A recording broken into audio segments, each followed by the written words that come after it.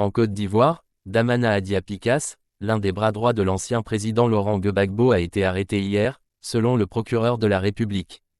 Cette arrestation s'inscrit dans un contexte où les deux principales formations politiques de l'opposition, le PPACI et le PDCI, appellent, depuis plusieurs semaines, à des mobilisations. Des rassemblements interdits par les autorités qui craignent de possibles troubles à l'ordre public. Avec notre correspondante à Abidjan, Bineta Diagne. Cette arrestation de Damana Adia Picas, deuxième vice-président du Conseil stratégique et politique du PPACI, est intervenue mardi soir, 4 novembre, à Bingerville.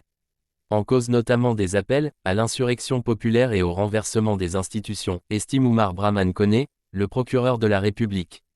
Suite à l'invalidation des candidatures de Laurent Gbagbo et de Tidjane Thiam, leur parti, le PPACI et le PDCI, réunis autour du Front commun, ont multiplié les appels à des marches quotidiennes pour la paix, la justice et la démocratie, mais aussi pour contester un quatrième mandat anticonstitutionnel d'Alassane Ouattara.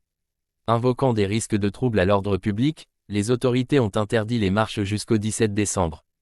Or, d'après le parquet, ces appels ont conduit à des attroupements armés et non armés, dit-il, et qui ont occasionné des actes de violence portant atteinte à la sûreté nationale, des assassinats, des vols à main armée, ou encore des empêchements de vote ainsi que des destructions de matériel électoral, lit-on dans un communiqué.